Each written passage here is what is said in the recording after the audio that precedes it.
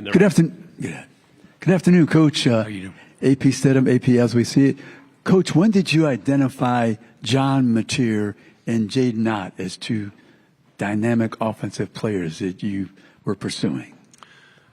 I can't even remember the exact week or day, for both of those guys. But obviously, John was sooner than Jaden. Their timelines were different.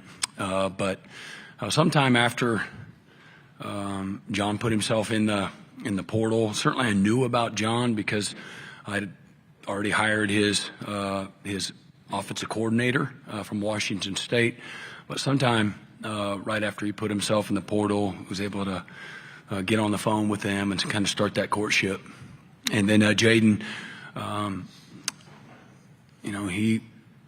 think Jim Nagy he knew about him, and so there was some type of a relationship. I think Jaden maybe had considered coming out, and Jim had him targeted to be a Senior Bowl type of guy. And then when he put himself in the portal, we were able to instantly get a hold of him and start that courtship as well. And so that's how that happened. Left side, front row. Hey, Coach. Jacques Doucet, WAFB in Baton Rouge. LSU's never played at Oklahoma before. I know that's way down the line. But for fans going, what can they expect when they go see a game there? And just your thoughts on hosting them. Yeah, I think the people of Oklahoma, they're blue collar, super welcoming. And they can be vicious too. Don't get me wrong. You want that too, right? And but it's a game day atmosphere in the community that has a lot of pride. Doing things the right way. Obviously, rich history and tradition. 26 straight years of selling out since 1999. So again, the passion, the energy, the love that they have for their program is real. And if Oklahoma's playing well, they're going to be really, really loud. So, but it'll be a great. And as a matter of fact, Mike Houck, our associate AD for sports information, told me that we have several teams coming to Oklahoma for the first time, and LSU certainly to finish the season being there. So we look forward to having them in town. And hopefully it's not too hospitable, but I wouldn't be surprised if it is. Second row, and then pass it to your left, please. Coach, Richard Holdridge, Sports Vision's 92.1, Columbus, Georgia. What was your takeaway playing the first year in the SEC? Well, that's how long you got. No, in many ways, it was exactly like I thought. And again, it's a one-possession league. It's a league that's determined at the line of scrimmage. There's elite players on every single team that you're going to play at every single position that you're going to play. If you show up on a Saturday and you're not ready to play, you're going to get it handed to you. I know this, that if you give it, give the ball back more than you take it away, you're gonna have a hard time winning. And just elite coaching and elite players across the board. The venues, which I anticipated, I've been to several places, but to go as a head coach at Oklahoma first time, obviously, I think the average SEC attendance is a nation-leading 79,000 and some change, and every patch of grass is occupied when they kick off on a Saturday. So the venues were fantastic. They're just what they're made up to be.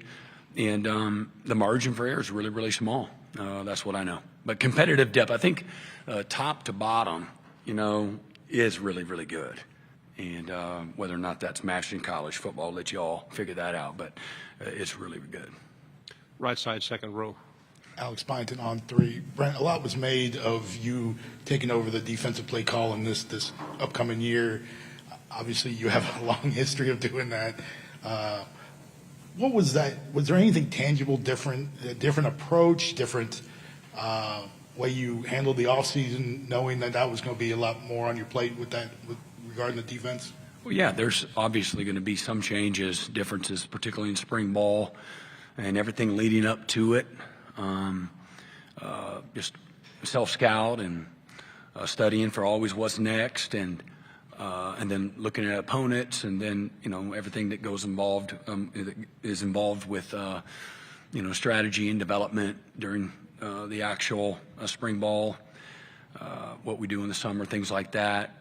Some of it's the same, some of it's different, and then I think that what that's like. I've always been involved, same defensive system since I've been there, and so in many ways it's just like riding a bike, if you will, and but it's been a lot of fun, and we've got we're going to be successful on defense. It's going to be because of collectively our staff, the collaboration, like it's always been, and then again, I know that we've got great leadership on the offensive side of the ball, and so when I'm doing things on the defensive field and I can't be on the offensive side, knowing that we have great leadership and alignment with what everything needs to look like. But there's also, as I've hired 2 linebacker coaches, an inside and an outside linebacker coach, that's allowed me to be able to continue to be a part of the offensive identity and development, culture, those types of things, where I can be supportive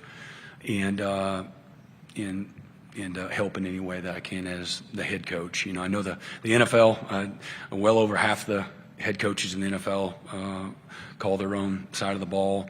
Several coaches, very successful coaches in our conference, do the same. So, I looked at what some of the options were, and maybe I didn't get the very first choice I wanted. It was an easy decision in many ways, and and collectively, all of us together on defense, it's been really good transitionally. Third row, and then pass it to your right, please. Yeah, John Williams, Sooners Wire, USA Today Sports. Jaden Knott was a late addition in the transfer portal. You didn't get him in spring ball, but what have you noticed from him and turning on the tape? How can he help a really promising running back room that you already had? Yeah, great humility, tremendous work ethic. He's a people person. He's a little quiet, but he's connected well, and is mature beyond his years, in my opinion. He's got the ability to carry a lot on his shoulders, and off the field, on the field. He's got a wonderful family, really supportive.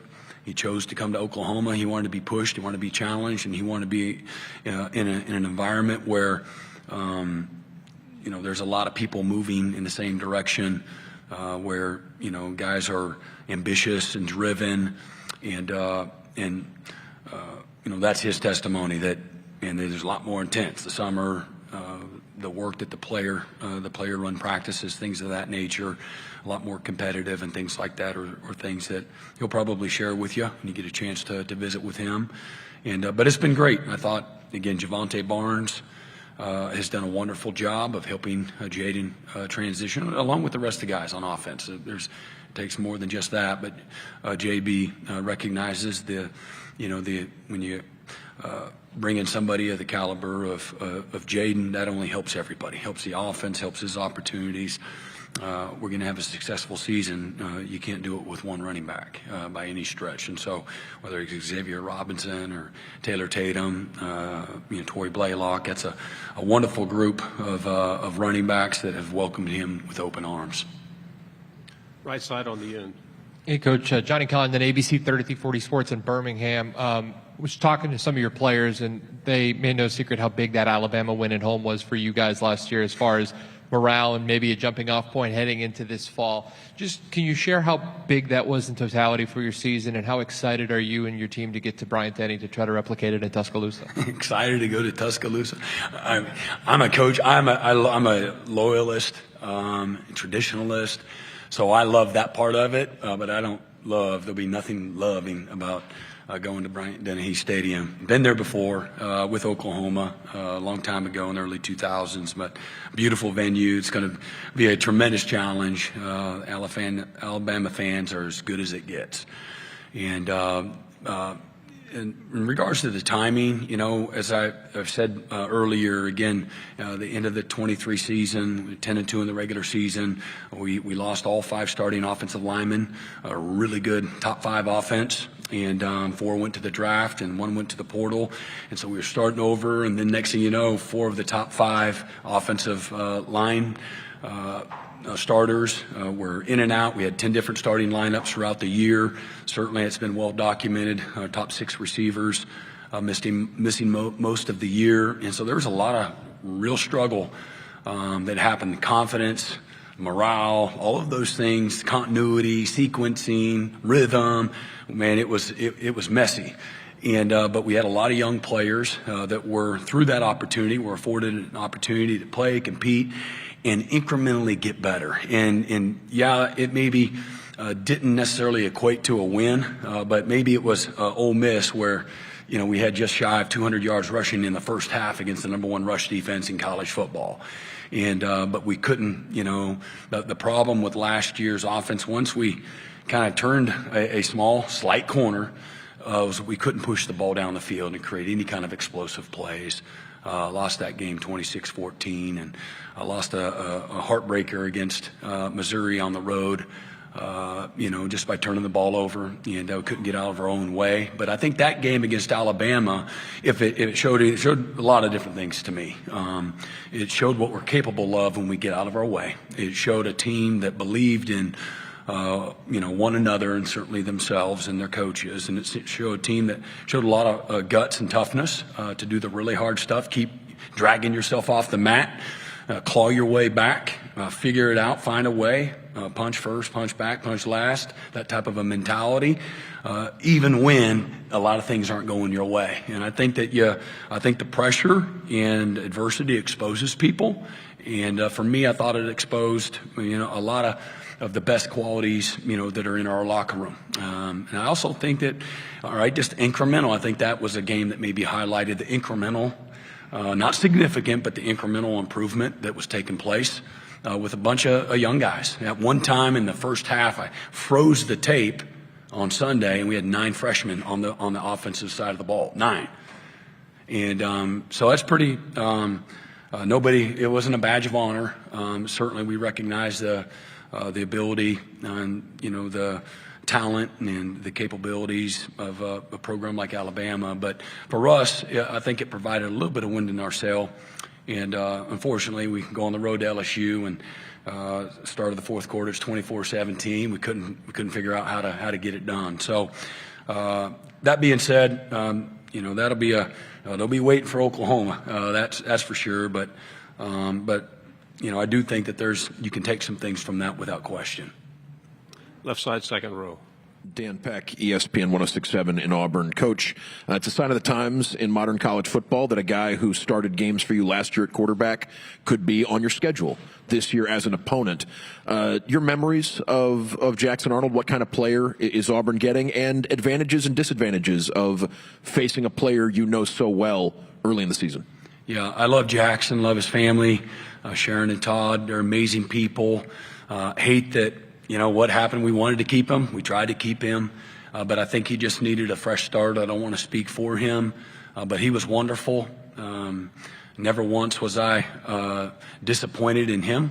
He handled one of the toughest moments of his athletic life in an amazing first-class way. And I know this without reservation. He's going to play this game a long time at a really high level.